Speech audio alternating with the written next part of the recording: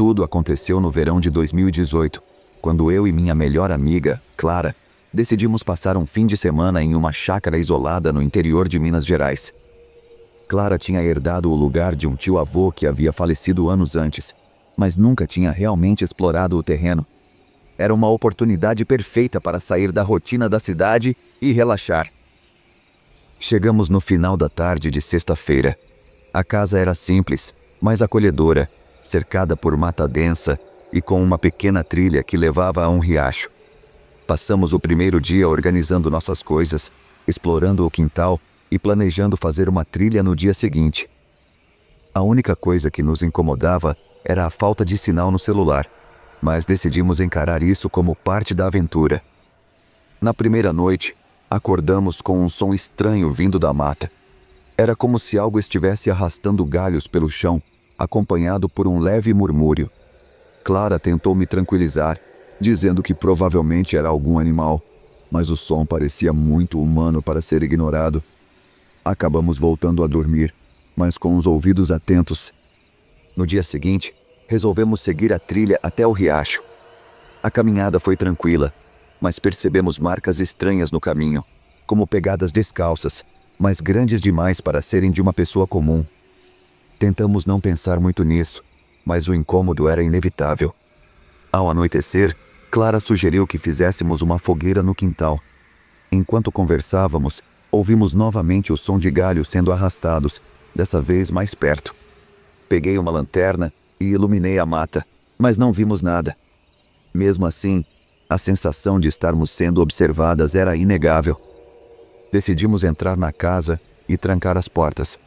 Durante a noite, os sons ficaram mais intensos.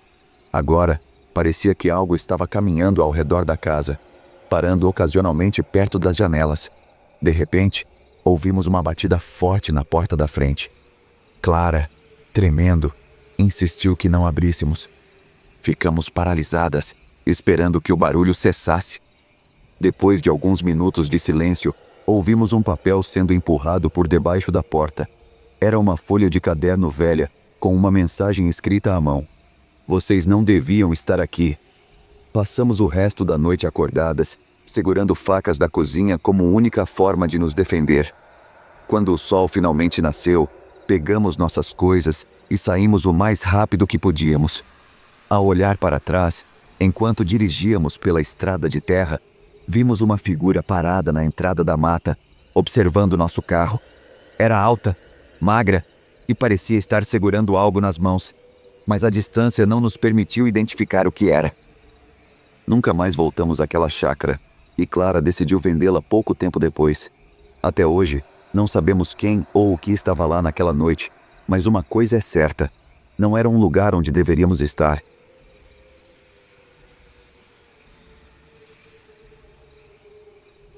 Quando minha tia-avó faleceu, há alguns anos, herdei uma pequena fazenda em uma região isolada do interior do Mato Grosso. Eu mal tinha ouvido falar da propriedade, mas decidi visitá-la para decidir o que fazer. Planejava passar apenas um fim de semana lá, avaliar o estado da casa e, quem sabe, colocá-la à venda. Cheguei no início da tarde. A fazenda era cercada por uma densa mata e a casa era simples, mas robusta, com paredes de madeira e telhado de telhas coloniais. O lugar parecia ter parado no tempo. Tudo estava silencioso, exceto pelo canto de alguns pássaros e o som distante do vento passando pelas árvores.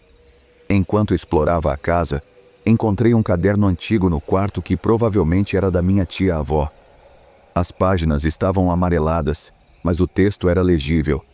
Eram anotações cotidianas, nada fora do comum, até que cheguei nas últimas páginas.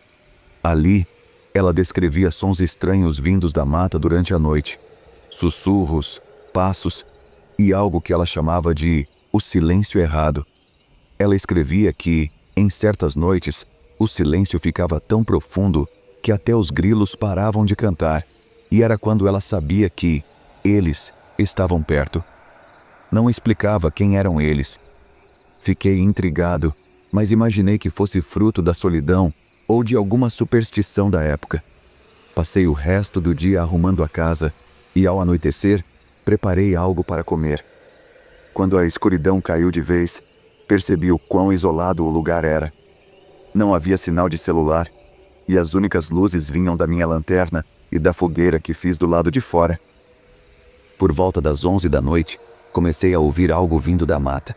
No início, parecia o som de galhos quebrando, mas logo se tornou algo mais rítmico, como passos. A fogueira tremeluziu e senti um arrepio na nuca. Decidi entrar na casa e trancar a porta. Os passos continuaram por um tempo, e então tudo parou. Um silêncio absoluto tomou conta. Não havia vento, não havia grilos, nada. Era o tal silêncio errado que minha tia-avó descreveu. Meu coração disparou, mas tentei me convencer de que era apenas sugestão da minha mente. Mesmo assim, peguei uma faca da cozinha e sentei perto da janela, observando a escuridão. Foi quando ouvi o sussurro. Era baixo e indistinto, mas parecia estar bem próximo da casa. Olhei pela janela, mas tudo que vi foi a mata envolta em sombras. O sussurro continuou, e de repente, a porta da frente tremeu, como se algo estivesse tentando abri-la. Me levantei rapidamente e segurei a porta, esperando que fosse apenas o vento, mas não havia vento. Quando tudo parou, decidi que não ia esperar para descobrir o que estava lá fora. Peguei minha mochila e corri para o carro. Enquanto dirigia pela estrada de terra, o silêncio continuava, e tive a impressão de ver sombras correndo entre as árvores ao lado. Somente quando alcancei a rodovia principal é que senti que estava seguro. Nunca mais voltei àquela fazenda. Algumas semanas depois, vendi a propriedade sem pensar duas vezes. Até hoje, não sei explicar o que aconteceu naquela noite, mas toda vez que lembro do silêncio errado, sinto o mesmo arrepio que senti naquelas horas intermináveis.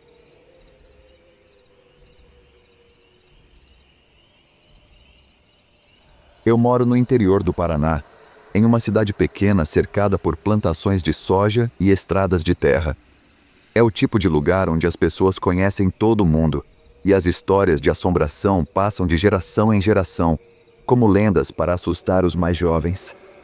Confesso que sempre fui cético quanto a essas histórias, até que algo aconteceu comigo. Algo que ainda me tira o sono. Tudo começou quando fui visitar meu amigo Eduardo, que mora em um sítio afastado da cidade. A estrada até lá é conhecida como Estrada Velha, um caminho de terra batida ladeado por mata fechada. Eduardo sempre me chamava para passar os fins de semana no sítio dele, mas eu nunca tinha aceitado, até aquele sábado. Cheguei ao sítio no fim da tarde, e a noite transcorreu tranquila. Jogamos conversa fora, fizemos um churrasco e ficamos ouvindo música até tarde. Quando o relógio marcou meia-noite, decidi que era hora de ir embora. Eduardo insistiu para eu passar a noite lá, mas recusei. Tinha compromissos na manhã seguinte e queria dormir na minha própria cama. Ele me avisou: "Se for embora agora, cuidado na Estrada Velha. Dizem que essa hora as coisas acontecem por lá." Ri do comentário, achando que era só uma tentativa de me assustar. Agradeci pela hospitalidade, entrei no carro e parti. A estrada estava deserta, como era de se esperar. Os faróis iluminavam apenas alguns metros à frente, revelando o vermelho da terra e o movimento das árvores com o vento. O silêncio era quase absoluto, quebrado apenas pelo som do motor. Até que, depois de uns 10 minutos dirigindo, vi algo no acostamento. Era uma casa. Ela parecia surgir do nada, porque eu não me lembrava de nenhuma construção naquele trecho da estrada. Era pequena, feita de madeira, com um telhado de zinco enferrujado. As janelas estavam abertas, mas não havia luz lá dentro. Estranhei, mas continuei dirigindo. Porém, algo dentro de mim me incomodava. A casa parecia errada, como se não pertencesse àquele lugar.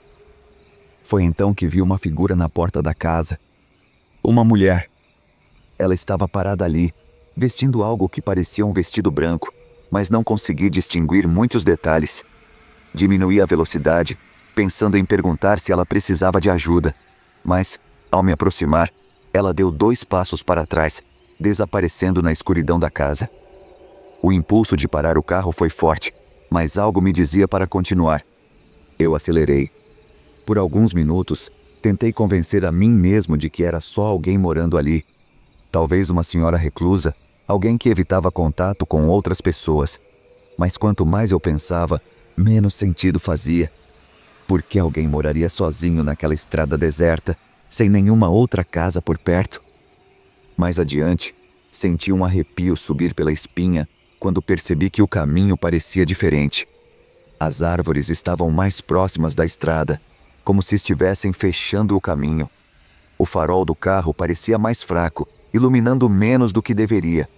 Foi quando, ao longe, vi algo que me fez pisar no freio. A mesma casa.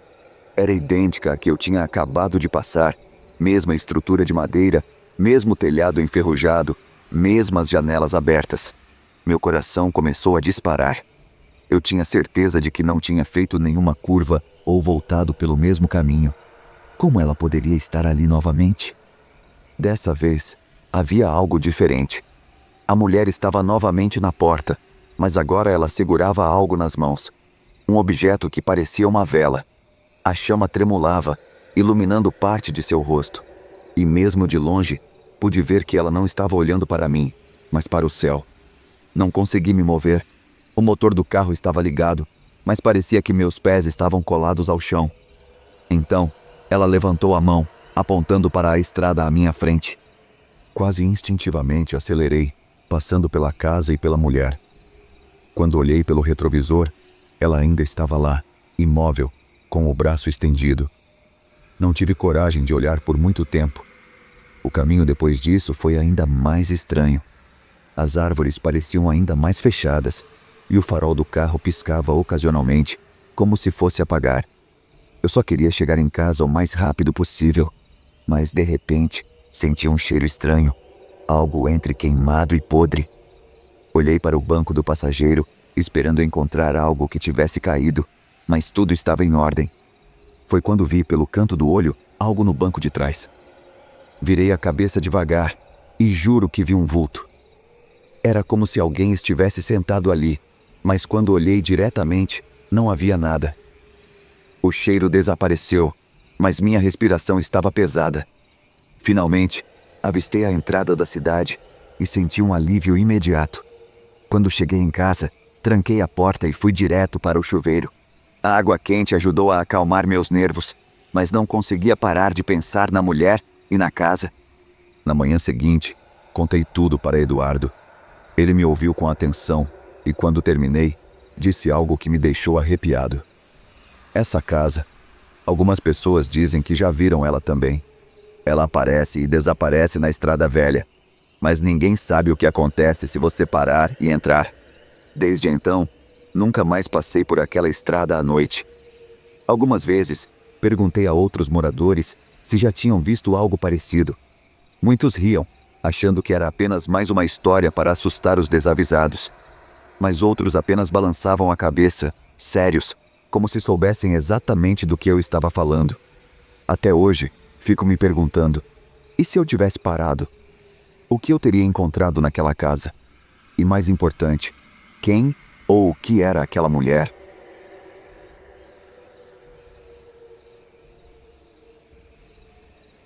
Isso aconteceu comigo há 2 anos, quando trabalhava como vigia noturno em uma clínica particular no interior do Brasil.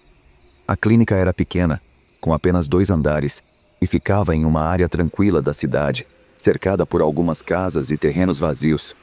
Meu turno começava às 10 da noite e terminava às 6 da manhã. Sempre fui cauteloso, e o trabalho era, em geral, tranquilo, mas uma noite mudou minha percepção de segurança para sempre. Naquela noite, tudo parecia normal. Fiz minha ronda habitual, verificando portas, janelas e as câmeras de segurança. O prédio era bem iluminado, mas a rua em frente à clínica tinha iluminação precária, com apenas um poste que projetava uma luz fraca e amarelada. A calmaria da noite me fazia relaxar. Então, por volta da meia-noite, sentei na pequena sala de segurança para assistir às câmeras enquanto tomava um café. Cerca de 1 hora depois, algo chamou minha atenção. Na câmera que monitorava a entrada principal, vi uma sombra atravessar rapidamente a rua. Olhei fixamente para a tela, tentando identificar o que era, mas não consegui ver ninguém. Pensei que poderia ser um gato ou um cachorro, então não dei muita importância. Continuei observando as câmeras, mas poucos minutos depois, ouvi um som vindo de fora. Era algo baixo, como um leve arranhar de metal. Peguei minha lanterna e fui até a entrada para verificar. Do lado de fora, tudo parecia normal. A rua estava deserta e o vento fazia as árvores balançarem suavemente. Aproximei-me do portão, iluminei os arredores, mas não vi nada. O som havia parado. Respirei fundo e voltei para a sala de segurança. Pouco depois das 2, enquanto revisava novamente as câmeras, senti um calafrio. Na tela, vi um homem parado do outro lado da rua, quase na sombra de uma árvore. Ele estava de costas para a clínica, imóvel, como se observasse algo à distância. Era impossível distinguir muitos detalhes, mas ele parecia usar uma jaqueta escura e calças largas. Minha primeira reação foi racionalizar. Talvez fosse apenas alguém que morava nas redondezas ou até um morador de rua buscando um lugar tranquilo. Mas, mesmo assim, decidi monitorar a situação. Observei a câmera por alguns minutos, mas o homem não se mexia. Peguei o interfone e liguei para o número da polícia local, relatando que havia um estranho perto da clínica. Disseram que mandariam uma viatura para verificar. Enquanto esperava, continuei a observar o homem pela câmera. Mas então, algo aconteceu que fez meu coração disparar. Ele virou o rosto na direção da câmera. Apesar da distância e da resolução ruim, eu podia sentir que ele estava olhando diretamente para mim, como se soubesse que eu o estava observando. Ele não sorriu, não fez nada, apenas manteve o olhar fixo. Depois, deu 2 passos lentos para trás e desapareceu na escuridão. A viatura chegou cerca de 15 minutos depois. 2 policiais desceram e fizeram uma varredura nos arredores, mas não encontraram ninguém. Me orientaram a ligar novamente se algo acontecesse e foram embora. Tentei voltar à rotina, mas fiquei inquieto. A sensação de estar sendo observado não me abandonava. Por volta das 4h30, já perto do fim do turno, estava verificando as câmeras novamente quando ouvi um barulho claro de vidro sendo tocado, como se alguém arrastasse os dedos pela janela. O som veio da recepção. Meu corpo congelou por um momento. Peguei meu bastão de segurança e a lanterna e fui até lá. Ao me aproximar, vi algo que me gelou a espinha. Do lado de fora da janela da recepção, havia uma figura parada, encostada no vidro. Era o homem de mais cedo. Ele tinha os olhos arregalados, fixos no interior da clínica, e seus lábios estavam levemente curvados em um sorriso perturbador. Ele pressionava a palma da mão contra o vidro, enquanto o outro braço parecia estar escondido atrás do corpo. Reuni toda a coragem que tinha e gritei: "Quem é você? O que quer aqui?" Ele não respondeu, apenas inclinou a cabeça como se estivesse curioso. Depois, lentamente, começou a arranhar o vidro com a ponta dos dedos, produzindo um som horrível que ecoava na sala vazia. Meu coração batia tão forte que achei que ia explodir. Corri de volta para a sala de segurança e chamei a polícia novamente, explicando que o homem tinha voltado. Enquanto esperava a viatura, travei todas as portas internas e permaneci na sala, observando as câmeras. Ele continuava lá, parado na janela, mas agora parecia estar tentando abrir a porta da recepção. Tentei gritar para ele sair, mas ele não reagia. Então, de repente, ele olhou diretamente para a câmera da entrada principal e fez um movimento com a mão, como se estivesse pedindo silêncio. A polícia chegou em 10 minutos, mas quando saíram da viatura, o homem já havia desaparecido. Eles vasculharam a área novamente, mas não encontraram nada.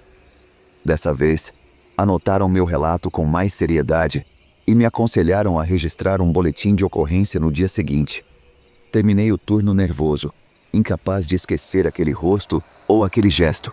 Pedi para mudar de horário, mas continuei ouvindo histórias de colegas sobre barulhos estranhos e avistamentos próximos à clínica nas semanas seguintes.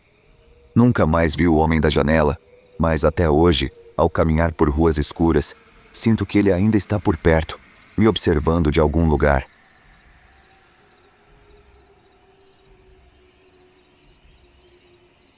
Trabalho como operadora de central de emergência em uma pequena cidade do interior do Brasil. Meu turno da noite é geralmente calmo. Recebemos poucas chamadas, muitas vezes limitadas a problemas domésticos ou pequenos acidentes. Mas em uma noite de junho, algo aconteceu que nunca mais saiu da minha mente. Era por volta das 2:30 da manhã quando o telefone tocou. A voz do outro lado era feminina, baixa e carregada de uma estranha mistura de calma e urgência. Vocês precisam vir aqui. Tem alguma coisa na minha casa, disse ela. Perguntei seu nome e onde ela morava. Ela respondeu que se chamava Daniela e deu o endereço de uma casa em uma região rural da cidade, próxima a um pequeno bosque. Perguntei o que estava acontecendo e ela fez uma pausa longa antes de responder. Ele está parado no corredor, não é humano. Um arrepio percorreu minha espinha. Perguntei quem ela achava que estava lá, tentando manter a calma e o profissionalismo. Mas antes que pudesse obter mais informações, a linha caiu. Segui o protocolo e encaminhei a chamada para a viatura mais próxima. 2 policiais atenderam ao chamado e confirmaram que estavam indo ao local. Eu esperei ansiosamente por uma atualização. Cerca de 20 minutos depois, recebi uma mensagem pelo rádio. Era o policial Mendes, que havia atendido ao chamado. Chegamos à casa, mas não há sinal de nenhuma mulher chamada Daniela. A casa parece abandonada. Vamos continuar verificando. Aquilo não fazia sentido. A voz dela parecia tão real, tão presente. Pouco tempo depois, Mendes ligou novamente. Encontramos algo estranho. Parece que alguém morou aqui, mas faz tempo. Também tem um telefone fixo na sala, mas o fio está cortado. Minha mente disparou com possibilidades. Decidi verificar o histórico do número que tinha ligado. O resultado me deixou atônita. O número estava registrado como desativado há mais de 3 anos. Liguei de volta, mas recebi apenas um sinal de linha morta. Mais tarde, Mendes reportou que encontraram uma foto emoldurada em um quarto.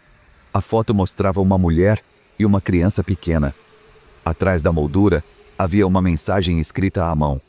Daniela e Luiz, 1998. Perguntei aos policiais o que mais haviam encontrado, mas Mendes parecia desconfortável. Há marcas de algo no chão, como se alguém tivesse arrastado um objeto pesado recentemente, mas não há nenhum sinal de gente viva ou morta. Eles terminaram a inspeção e fecharam o local. Dias depois, eu ainda não conseguia esquecer o ocorrido. Por curiosidade, decidi pesquisar mais sobre a casa. Descobri que, há muitos anos, uma mulher chamada Daniela e seu filho haviam desaparecido lá. O caso nunca foi resolvido. Agora, todas as noites no trabalho, olho para o telefone, esperando que ele toque novamente. Uma parte de mim espera nunca mais ouvir aquela voz, mas outra parte ainda quer saber quem era Daniela e o que realmente aconteceu naquela casa.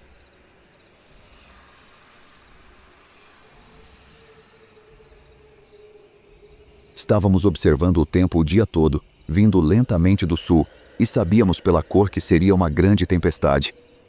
À frente, uma linha sólida de nuvens negras, visível apenas no horizonte, foi aumentando gradualmente em comprimento e largura ao longo do dia, até que, ao meio-dia, cobria todo o quadrante sul de leste a oeste.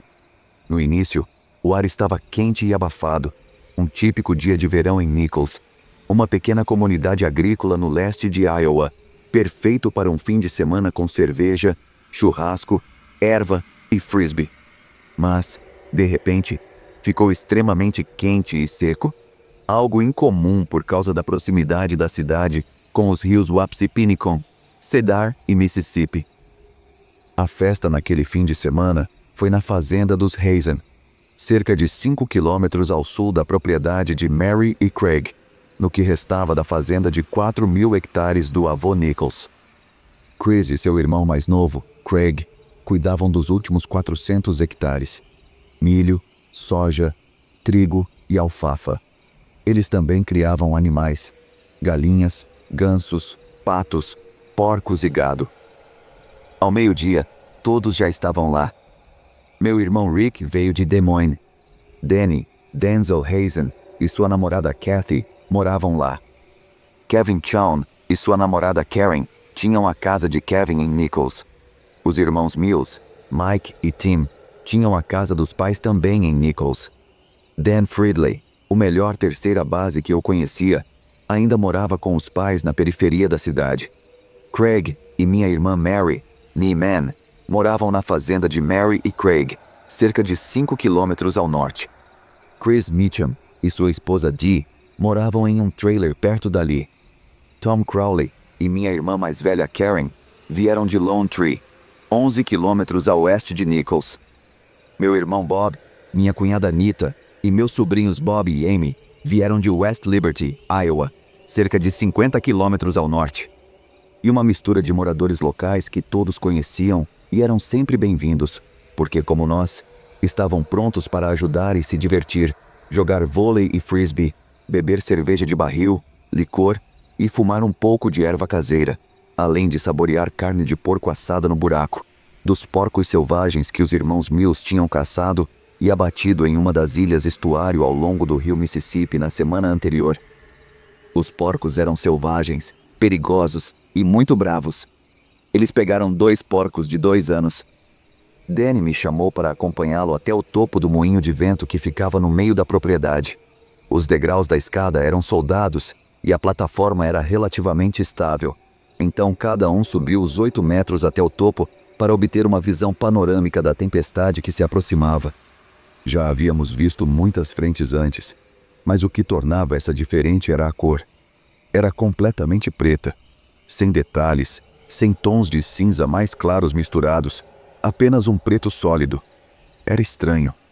Compartilhamos um baseado enquanto olhávamos para a fazenda e os campos ao sul, com Nichols, a cidade que o avô de Craig e Chris havia nomeado, ao leste.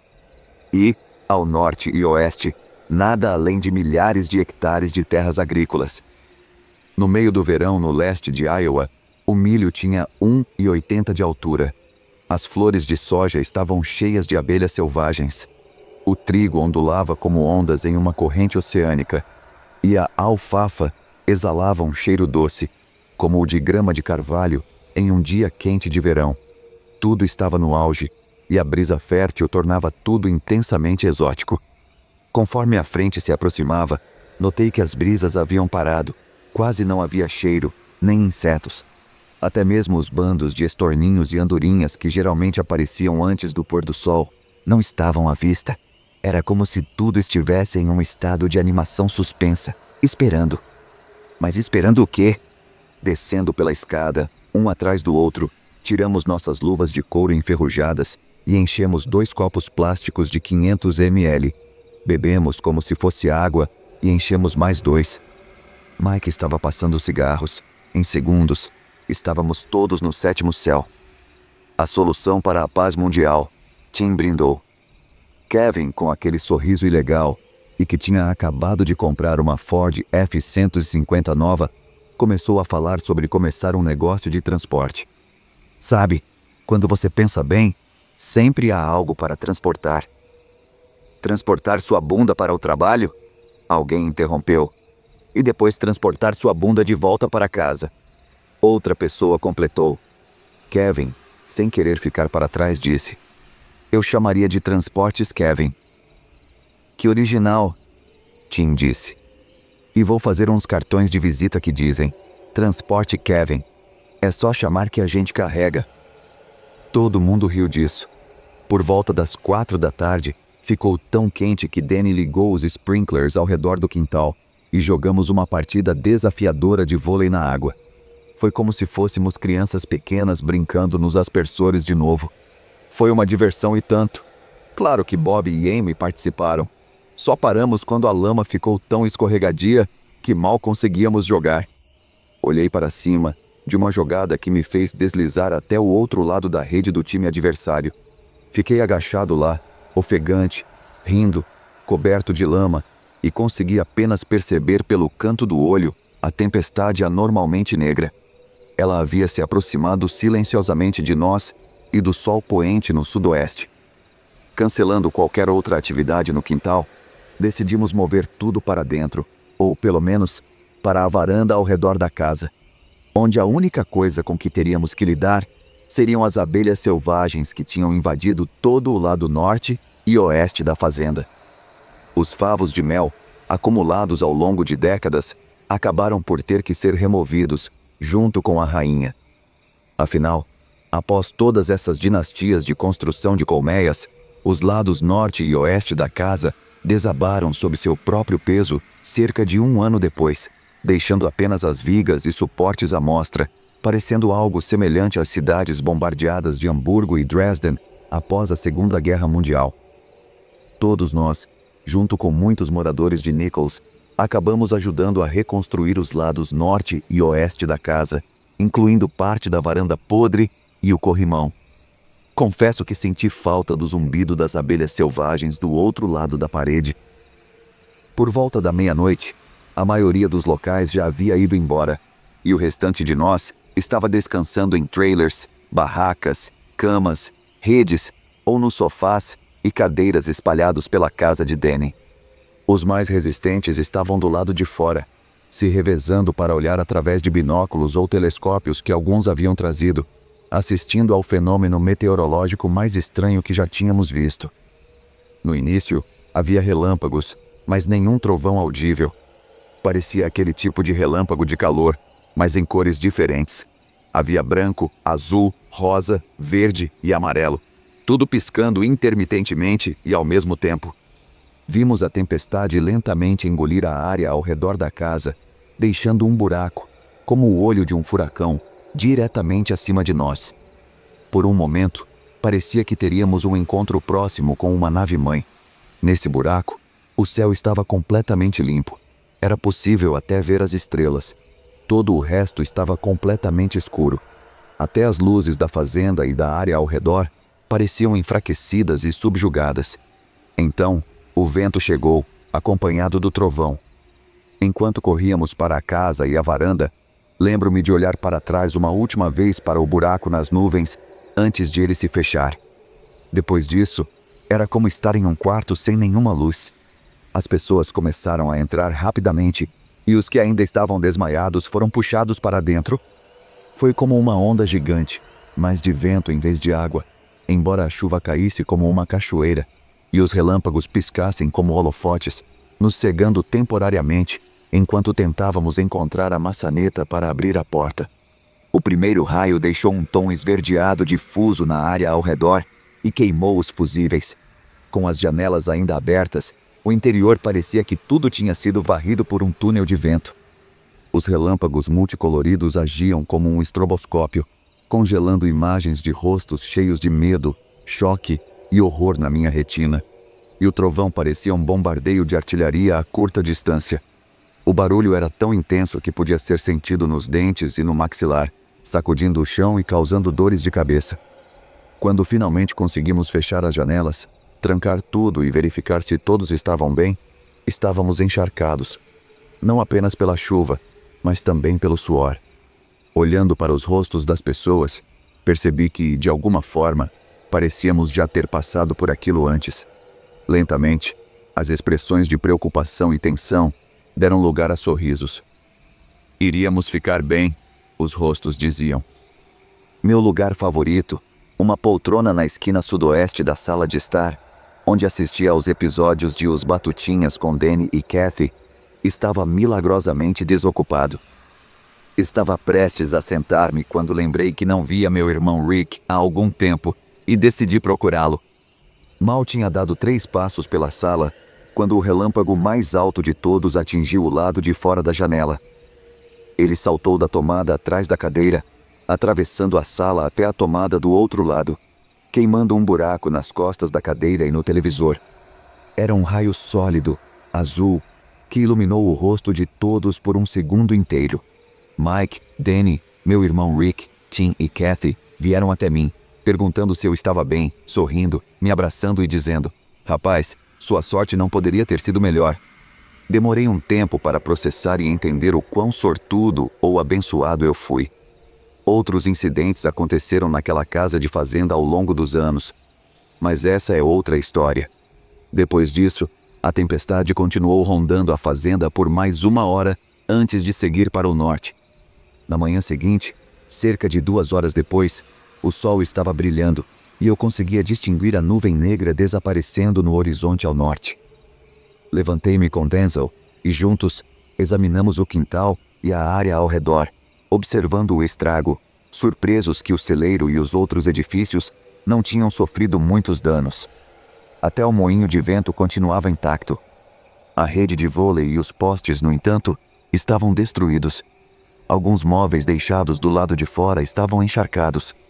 Craig tinha conseguido trazer o sistema de som para dentro antes da chuva, então ainda tínhamos música. E os barris de cerveja, intactos, gelados e deliciosos, especialmente o Andeker. A cerveja nunca teve um sabor melhor. E o porco? Divino. Quase.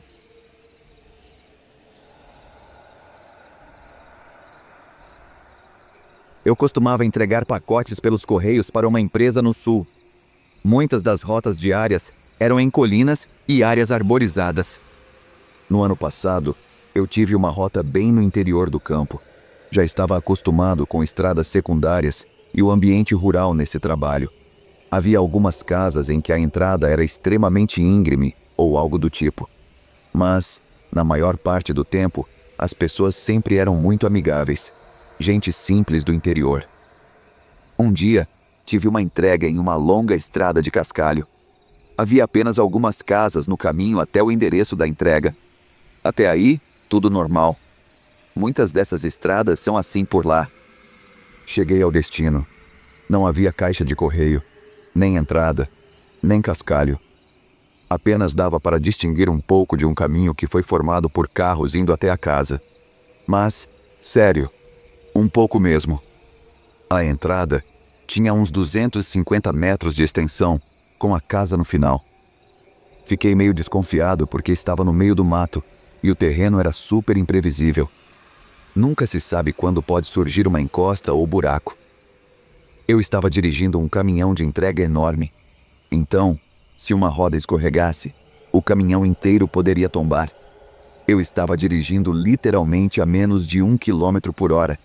Bem devagar, extremamente cauteloso. Enquanto dirigia em direção à casa, comecei a observar ao redor.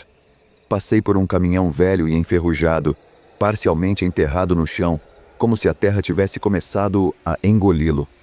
Nada demais. Isso é comum na área. À medida que me aproximava mais da casa, notei que já tinha passado por umas 4 antenas parabólicas. Cheguei perto da casa, que parecia uma cabana retirada diretamente da 5ª temporada de Breaking Bad.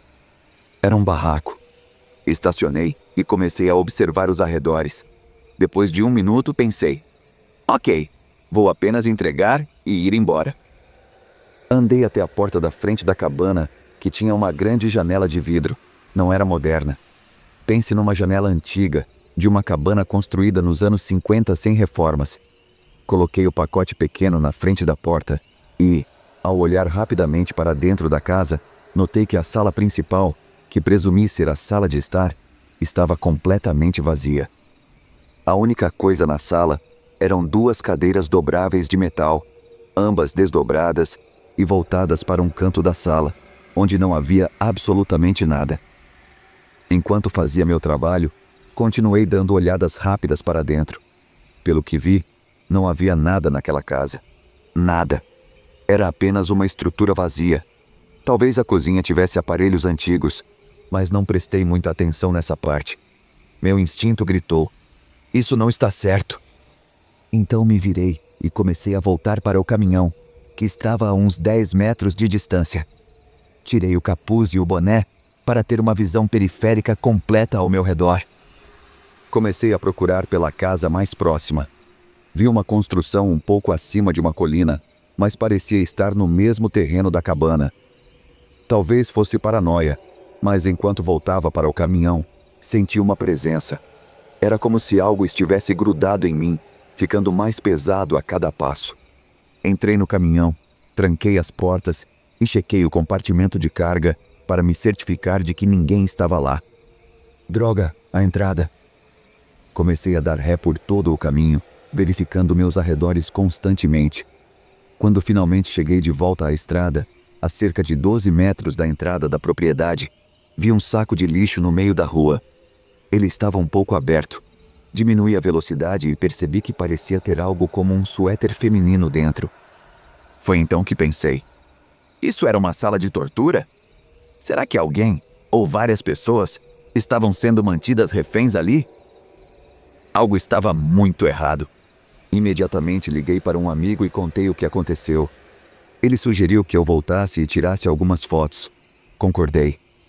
Depois de uns 5 minutos, voltei para o endereço, mas o saco de lixo havia desaparecido completamente. Olhei em toda a rua e na beira da estrada. Nada.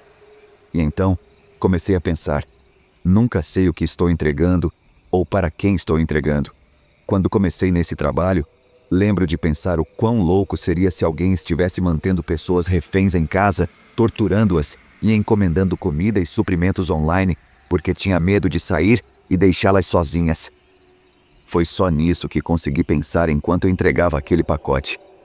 Saí do emprego menos de uma semana depois, por outros motivos, mas contei ao meu chefe sobre o ocorrido e ele garantiu que iria entrar em contato com a polícia local e tirar aquela casa da rota de entregas.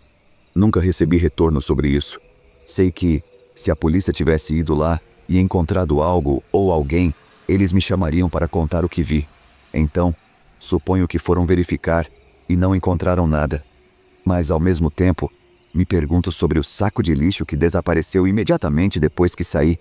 Será que perceberam que tinham cometido um erro e se prepararam para isso? Também não faço ideia de qual era o endereço ou como chegar lá de memória para verificar por conta própria. Mas penso muito nisso. E toda vez que penso, sinto um frio na espinha só de imaginar o desconhecido.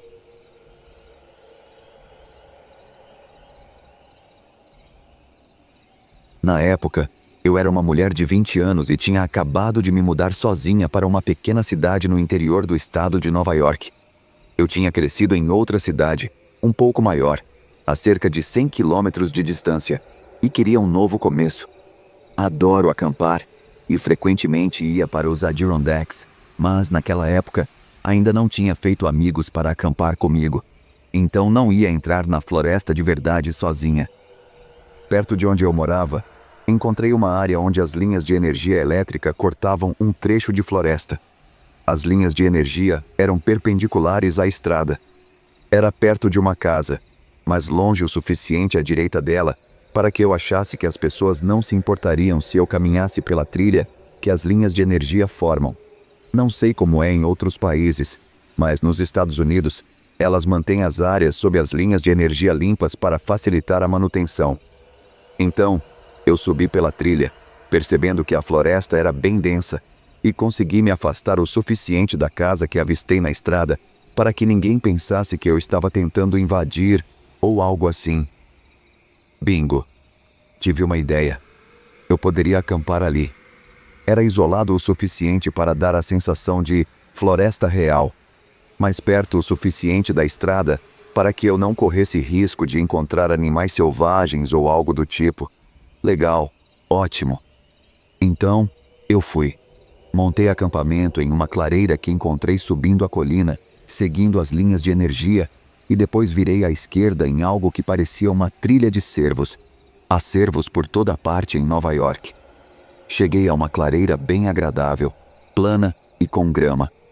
Fiz minha fogueira em um canto, depois de garantir que não havia madeira seca, nem nada perigoso ao redor. Estava me sentindo esperta e independente. Foi assustador dormir na floresta sozinha, já que eu sempre tinha alguém comigo em outras ocasiões. Mas, tudo bem. No dia seguinte, decidi explorar mais a trilha para ver onde ela levava. Caminhei por cerca de meia hora e consegui ver alguns campos à direita, mas eles estavam à distância, e havia uma cerca entre os campos e a trilha, então imaginei que ninguém poderia se incomodar com minha presença ali. Foi então que encontrei outra trilha que seguia para a direita. Resolvi segui-la. Depois de alguns metros, ela fazia uma curva, e à esquerda da trilha havia uma van antiga. Bem, isso era estranho, mas já era 1 da tarde, quase meio-dia, pleno dia. Os pássaros estavam cantando, então não senti nenhum perigo. Me aproximei da van que obviamente estava ali há muito tempo. Era um modelo dos anos 70. Me fez pensar na van do Scooby-Doo. E estava completamente tomada por mato. Havia manchas avermelhadas escorrendo das portas. Olhei para dentro e vi o que parecia ser roupas de cama antigas no fundo, mas estavam todas rasgadas, assim como as cortinas nas janelas.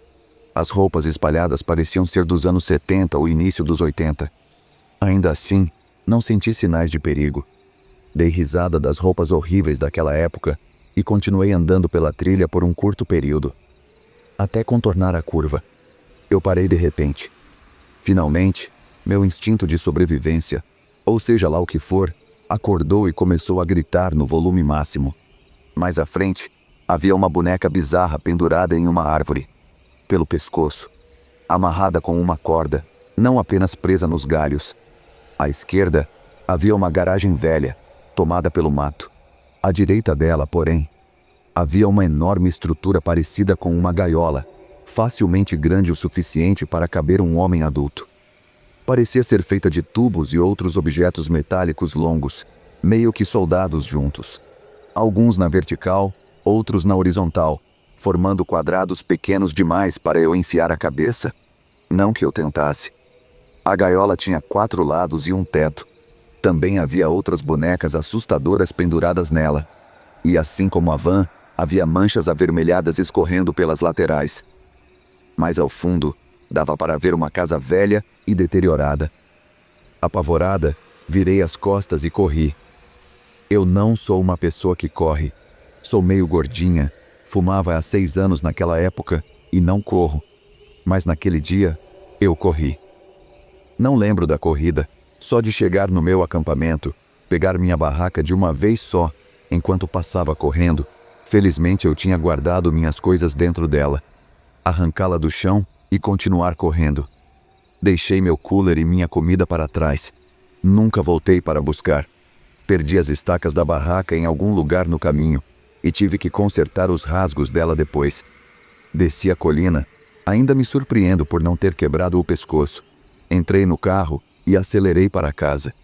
Tranquei todas as portas e comecei a andar de um lado para o outro, dizendo: "Que droga foi essa?" Por horas. Já se passaram 11 anos desde esse incidente, e até escrever isso agora faz minhas mãos tremerem. Hoje moro a quase 2.300 quilômetros de distância, mas ainda assim, acabei de checar se minhas portas estão trancadas. Estão. O mais louco é que não era uma floresta tão profunda. Talvez nos anos 70 fosse, quem sabe. Como está hoje, há pessoas morando a uma curta caminhada daquele lugar. E não, eu sei que você vai perguntar. Não chamei a polícia. Não consigo articular muito bem o motivo. Minha melhor análise, olhando para trás, é que eu não queria que aquele maluco me encontrasse. Eu deveria ter chamado, sim. Você tem razão. Espero que tenha sido apenas uma cena de crime antiga, não algum desgraçado que ainda mantém pessoas em gaiolas na floresta. Então, pessoa louca que construiu uma gaiola do tamanho de um humano na floresta e acha que pendurar bonecas é bom feng shui. Melhor que a gente nunca se encontre.